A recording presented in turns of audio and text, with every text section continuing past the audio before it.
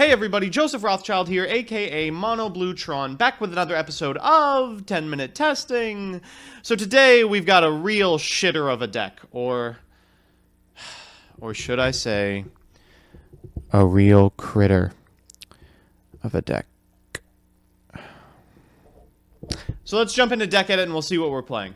So, we're playing Chemicritters today, which is an archetype that really can hardly be called an archetype. One thing that's always struck me as interesting about all these series about bad archetypes is that they always focus on archetypes that have a lot of support. But something you never hear about are that there are literal dozens of archetypes that have like 5 or 6 cards to work with. Well, Chemicritters is one of those types. And since a Chemicritter deck running 3 of each of their cards wouldn't even total 40, we're gonna have to get a little sexy. So, I've come up with a little brew I am calling Chemicritter Blue Eyes White Dragon. But before I show you some gameplay, I'm going to talk about what Chemicritters are, why I paired them with Blue Eyes, and the individual card breakdown I can tell you all ache desperately for. So, first, Chemicritter are an archetype of Gemini monster, and usually that's enough to get people to close out the video right now. Stay with me though, I promise they get better.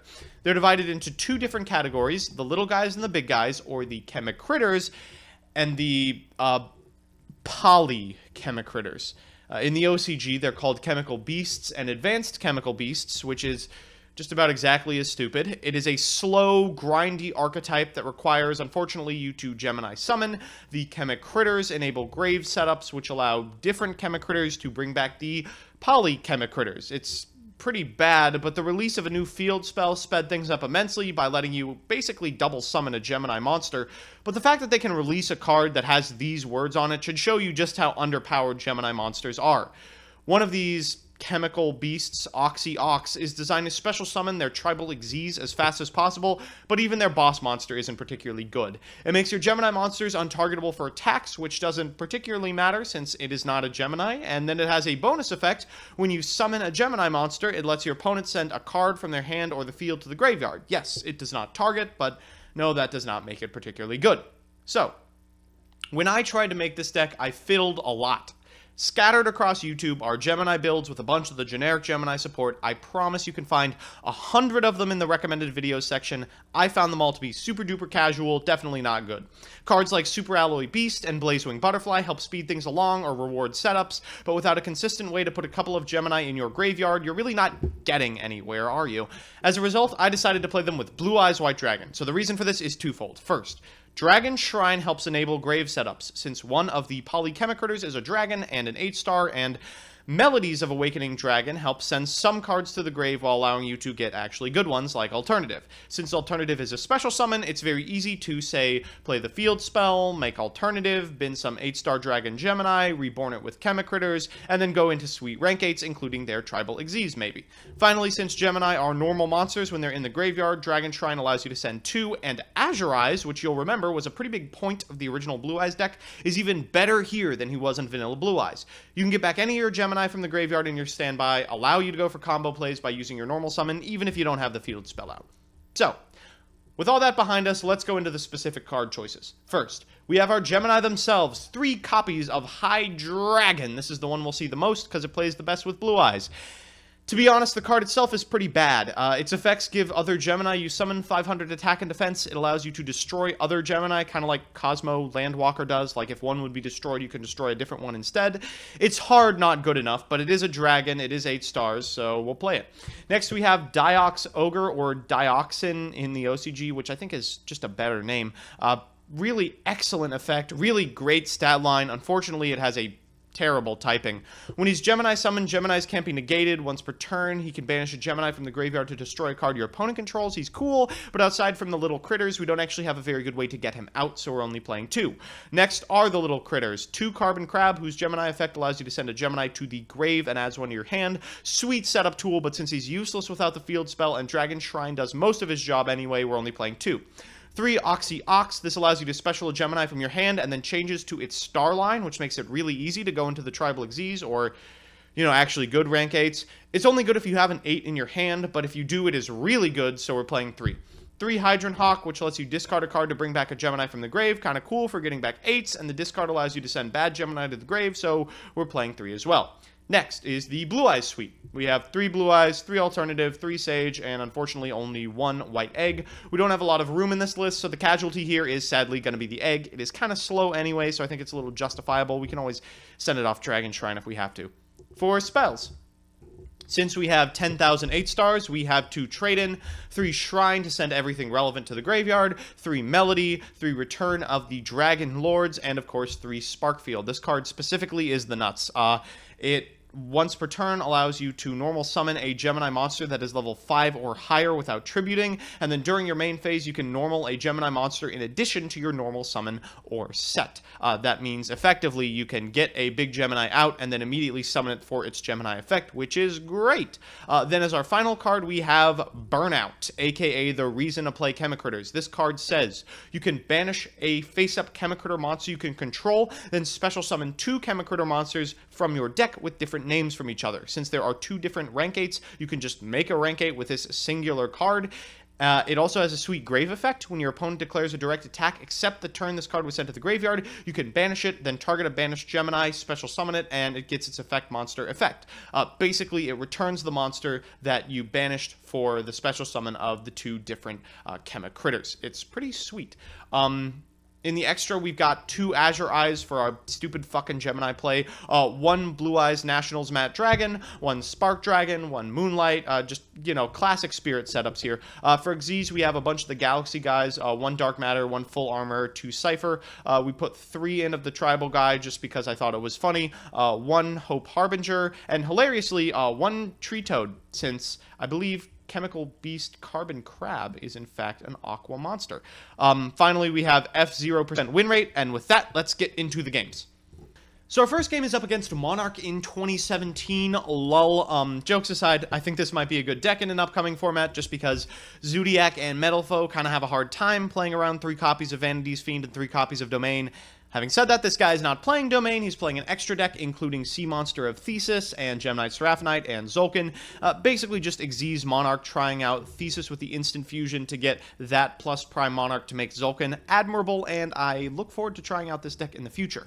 Unfortunately, he is still playing Monarch, so he has bricked. He is going first, which is bad news to us, because we don't want to see Vanity's Fiend, but good news because he has nothing to do. He's going to go ahead and set 3 and pass. We've opened exceptionally well, provided there's no disruption. So we'll start with Sparkfield, get this Oxeye Ox out, and use Sparkfield to normal summon him again. When we use his effect, he's going to chain Maxi, and I figure, well, 6,000 damage is about the point where I do go for the challenge. So I'm going to summon Hydreigon, go into Methane, which is, of course, their boss monster, and then special summon an alternative white and get in for 6k. So I'm feeling all right. He has drawn Garnet, which is just the luck of a Monarch player, if you're not aware. But he does, in fact, draw the Stormforth, which allows him to make a Vanity's Fiend. I mean, he had several ways to make it. So he's going to go ahead and tribute the Methyl for the Vanity's Fiend, but unfortunately still cannot get over Blue Eyes Alternative White Dragon. He's going to get Aether, which should shore up a little bit of the problem, but end his turn right there.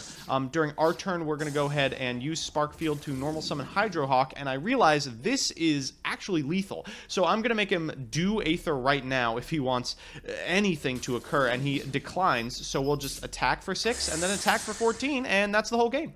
So for our second match, we are up against the Mirror, and by the Mirror, of course, I mean he's playing Blue Eyes. He's not playing Chemicritters. So, we've opened only 1 Chemicritter, but we've also opened a copy of Melody, which means we can just ditch it for that. The hope here is that using this tuner, we'll be able to go into Azure Eyes and then reborn this Chemicritter during our next turn, sweet rank 8 plays, etc. We get to start out, so we're going to use Melody to make an alternative, normal summon the Sage, use its effect, and here comes Effect Veiler, sure. Let's go into Spirit Dragon right now, and because I'm a bad Blue Eyes player, I will, during his draw step, go into Azure Eyes. So, during his main phase 1, he's going to cards away his rock, and this, if you can't tell, is Silver's Cry. It cried so hard that the art was removed. He summons a Kid Modo Dragon, which he's going to use to get a Dragon Spirit of White. Then he is going to get a Blue Eyes White Dragon and special summon a Galaxy Eyes Tachyon, immediately going into a full armor and ending his turn. So that's not particularly good. At the end step, he's going to get rid of White Stone of Ancients' effect to special summon a Blue Eyes White Dragon from his deck and then pass it back. During our standby, we are going to get back our only Hydreigon from our graveyard. And from here, we can just basically do whatever we want. We'll start by summoning Alternative.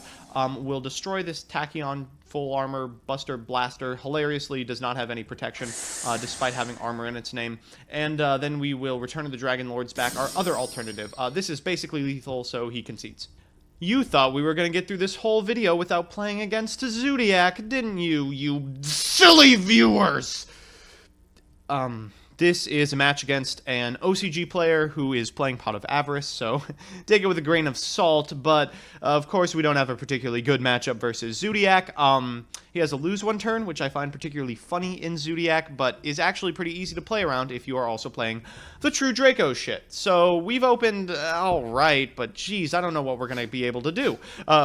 They get to go first, so they'll summon Molmarat, send the Triangle, and go into Wildbow, immediately going into Bullhorn to search a copy of some other random Zodiac beast. After that, they're going to go into Tigress, special summon a Molmarat, overlay into Hammer Kong, which I have no idea what it does, special summon another Molmarat, overlay those two into an Emerald, use Emerald's effect to shuffle 3 monsters back in, and then overlay into a Leica, which they will use to special summon a Molmarat. You see where this is going. They'll activate Disciples of the True Draco Phoenix, or yeah, that's what it's called, in order to tribute summon their way into a Majesty Maiden, the True Draco Mage. After that, they're going to use Leica to special summon a Wild Bow from Grave, and then immediately go into Lancia and end their turn.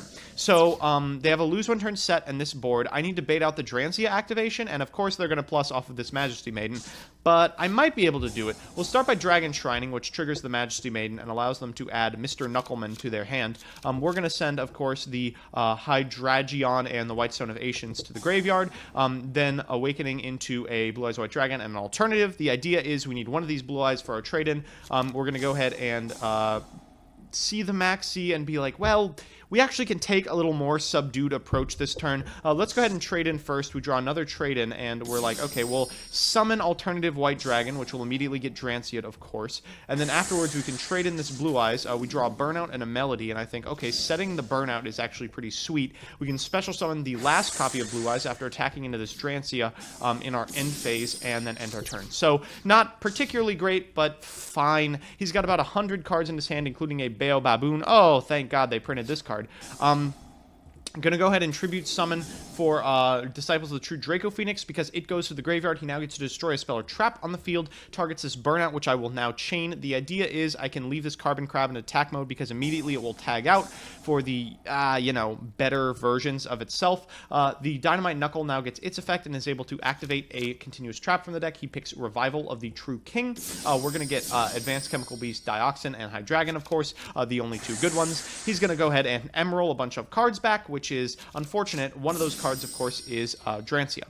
He's going to Leica, which afterwards will special summon a Molmarat from Grave, and then go into Bullhorn, and then go into Drancia, which will destroy our basically best ACB.